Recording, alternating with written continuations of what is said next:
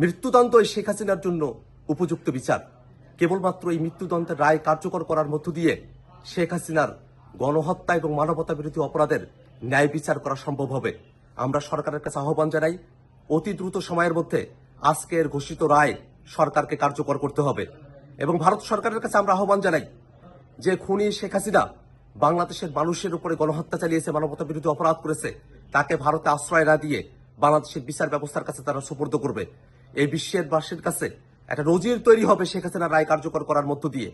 শেখ হাসিনা শুধুমাত্র উস্কানিমূলক বক্তব্য দেয় নাই, আজকের বিচারের মধ্য দিয়ে প্রমাণিত হয়েছে শেখ হাসিনা মানুষকে গুলি করে হত্যা করেছে, লেথাল ওয়েপন ব্যবহার করেছে, গোটা বাহিনীকে মানুষের বিরুদ্ধে খুন করতে কাজে লাগিয়েছে এবং মানুষকে সে পুড়িয়ে হত্যা করেছে। এমন নৃশংস একজন খুনি যার এত এত অপরাধ, সে অপরাধের খুব অল্প কিছু অভিযোগেই আজকে শাস্তির ঘোষণা এসেছে। তার বাকি যত অপরাধ আছে সবগুলো অপরাধেরও বিচার হবে এবং এই গণহত্যাকারীরা তাদের শাস্তি কার্যকর করার মধ্য দিয়ে পৃথিবীর ইতিহাসে একটি নজির তৈরি হবে, যাতে করে আর কোনো শাসক, আর কোনো গোষ্ঠী তারা যেন গণহত্যাকারী হয়ে উঠতে না পারে, মানবতা বিরোধী হয়ে উঠতে না পারে। তেমন একটা সময়ের জন্য অপেক্ষা করছি আমরা। শুধুমাত্র রায় ঘোষণা করার মধ্য দিয়ে নয়, রায় কার্যকর করার মধ্য দিয়েই শহীদদের আত্মা শান্তি পাবে।